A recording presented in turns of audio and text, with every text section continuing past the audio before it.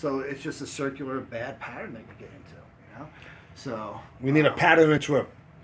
That's and reset. It, man. Well, you got the attitude, man. You was at Battle of Atlanta. You were still out there competing, man. The only thing is that I'm glad that they cooperated with me. I mean, I could hit them to get hurt, but sometimes to catch them is not that easy. So I got to lose I got about maybe 30-pound backpack, if not more. So I have to do something about that. Man, you're in the ring fighting, a 30-pound backpack slows the shit down out of you, definitely. You get rid of that, you'll increase speed, endurance, everything. Flexibility, too. Hey, guys, listen, I'm making a public commitment to get my fat butt in shape.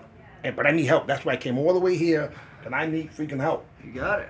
We got it. Now, if it works for me, it can work for you also. We're going to make this into a case study because the fact of the matter is that none of us want to be fat feet entrepreneurs like I've been putting lately.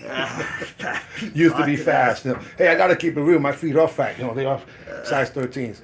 But anyway, we appreciate the fact that you're keeping it real because when it comes down to it, I think you must feel responsible if your product doesn't produce the results and give people junk. Is that what it is? Yeah, I mean, that's what happened in the early days. When I started my first Nutrabiotics products back in the 90s, all my students were buying it. So my company was doing really well. I had other companies manufacture all my products. When I started to want to upgrade those products, I went back to my contract manufacturers, and they wouldn't even tell me the ingredient dosages that were in there. And I found out after suing them that everything was underdosed. Holy smokes! That I'm selling products to my own. So with your good intentions, you was being hoodwinked by laboratories in New Jersey because you can make. Well, I wouldn't say New Jersey, but well, I just did. Yeah. Only reason I'm saying that is because I know that in New Jersey you get things done. Right. I know Florida included, but and that was the big change for us when I found that out. I spent the next 2 years studying. I tested over 300 products with my competitors to see there was just my product like that, and I found out it was the whole freaking industry that was just filling their products with proprietary blends, underdosing the important ingredients, basically lying on their label by saying something's in the product, and it was, but in such small dosages that it had no helpful effect. It wasn't consistent with what the label was saying. So in 2001, we did a whole changeover. We threw out $300,000 worth of underdosed proprietary blend bullshit products that other companies were formulating and manufacturing for us, and started all over.